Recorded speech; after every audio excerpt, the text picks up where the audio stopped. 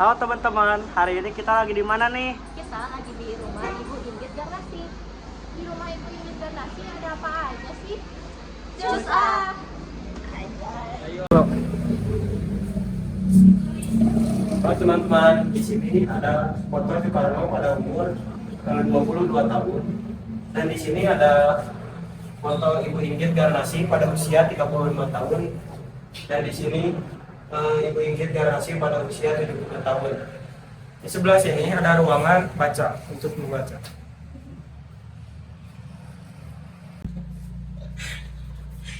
Selanjutnya di ruangan tengah ada foto Ibu Inggit Garnasi yang sedang diperiksa oleh Dr. Eko Antono. Dan di bawahnya ada foto Ibu Inggit Garnasi yang sedang terbaring sakit ketika umur 95 tahun. Lalu di sebelahnya ada makam Ibu Inggit Garnasi. Jika dilihat di sebelah kiri, di sini ada banyak foto-foto tentang masa tuanya Ibu Inggit. Dan di sini ada foto Ibu Inggit yang sedang terbaring sakit. Dan yang di bawahnya pertemuan Ibu Inggit Garnasi dengan Ibu Fatmawati bersama kedua anaknya. Dan yang di sini ada Ibu Inggit Garnasi bersama Winoto dan Asmoro. Dan yang di bawahnya yang terakhir ada Ibu Inggit bersama teman-temannya. Nah, di ruangan ini itu tempat di mana Ibu Inggit membuat bedak sama jamunya. Jadi dulu tuh Ibu Inggit sempat jualan bedak sama jamu. Ini barang-barangnya.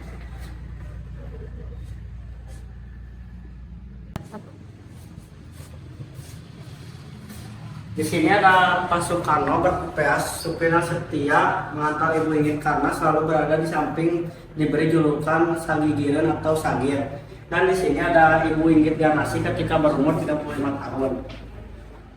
Di sini ada Ibu Inggit Garnasi duduk di apit Soekarno sebelah kiri menggunakan belangkon dan suaminya Haji Sanosi sebelah kanan berkumis, sedangkan putri Hatikos Joko Amenoto yang merupakan istri Soekarno duduk di sebelah kanan. Dan di sini ada Soekarno ketika muda. Di sini ada Soekarno dan Ratna Juwami.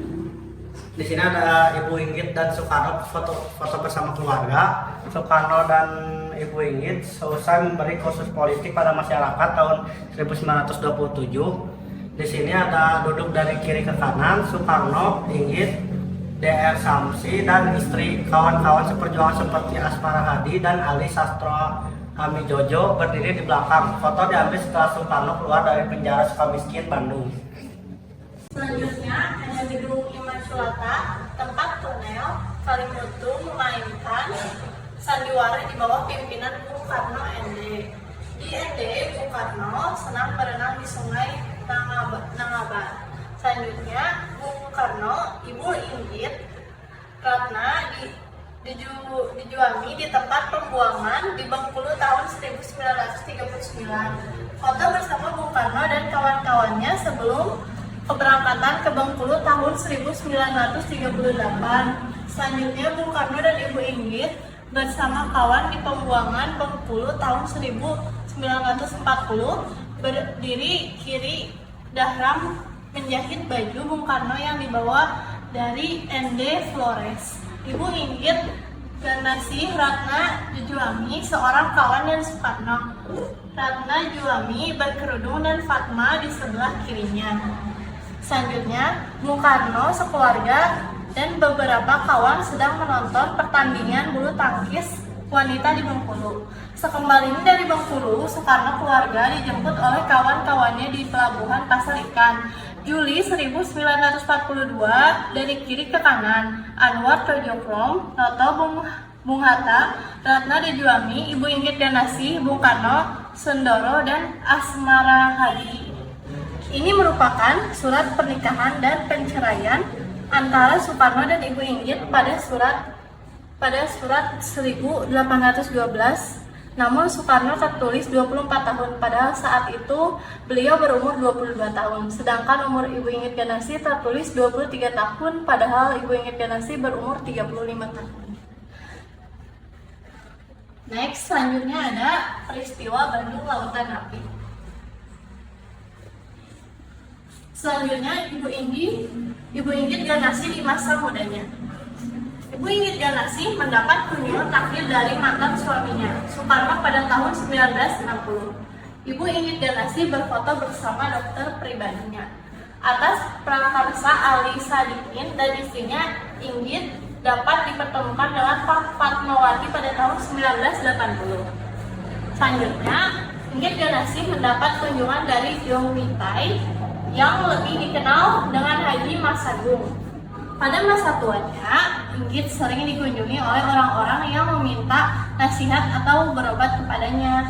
Ibu Inggit Ganassi dimakamkan di pemakaman Porib Caringin diantarkan oleh anak, saudara, dan orang-orang yang bersimpati kepadanya.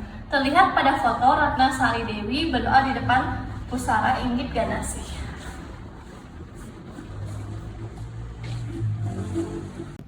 Sekarang aku mau mewawancarai salah satu seorang pemandu rumah bersejarah Bu Inggit. Aku di sini bersama Pak Jajak. Bapak bisa ceritakan apa saja yang ada di rumah ini? Ya, untuk sementara ini masih mungkin foto-foto dengan salah satu batu pipisan itu juga replika, dan sekaligus juga edukasi bacaan edukasi tentang sejarah Inggit Ganassi. Kalau untuk barang peninggalannya ada Bapak? Sekarang masih ada di ahli warisnya ya untuk sementara ini. Jadi tidak di sini. Ya. Ruangan mana yang paling bersejarah menurut? Ya, rumah ini. Nggak jadi salah satu yang Ya, paling. maksudnya rumah ini itu gini, kan dulu mereka itu kan berkumpul, berargumentasi, atau katakanlah seperti sidang kecil atau rapat. Jadi rumah ini, kalau ini kan kamar besar, jadi lebih tepatnya ya di rumah ini. Peran Bu Inggit yang paling besar dalam mendampingi Bung Karno menurut Bapak? Peran Bu Inggit itu kompleks ya. Selain dia menjadi kepala rumah tangga, dia juga yang membantu daripada ongkos atau pergerakan Soekarno waktu di Bandung, dan juga ketika dia juga harus berusaha memberikan keterangan apa yang terjadi ketika di luar penjara, sehingga dia harus bekerja keras, mempertahankan juga, dan sekaligus juga memberitahukan apa yang terjadi apa yang ditanyakan oleh Soekarno di dalam penjara. Misalkan Soekarno bertanya, gimana sih di luar penjara itu sekarang itu keadaannya, aman atau rame atau sedang keributan atau apa. Jadi semua itu Ibu Inggit harus memberikan jawaban itu melalui kata-kata sandi, atau lebih tepatnya memberikan kode-kode rahasia ke dalam penjara dengan cara dia menusuk telur yang sudah makan pakai jarum.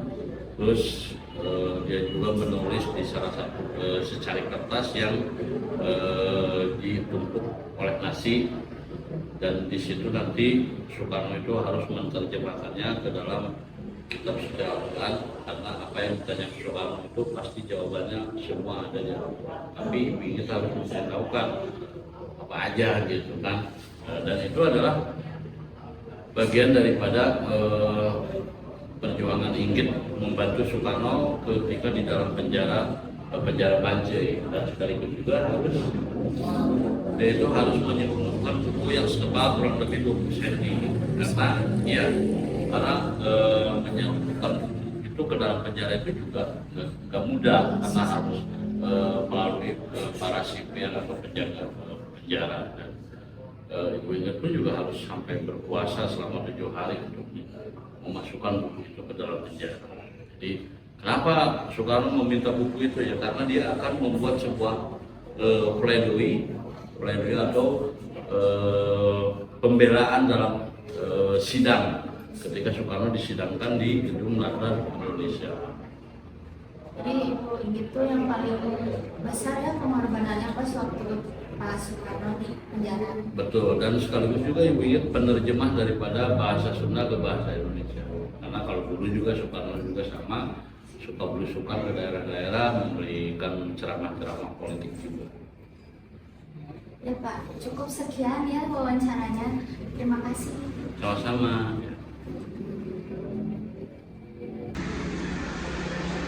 Jadi itulah isi dari rumah Ibu Inggit Garnasi. Sekian dari kami. Bye-bye.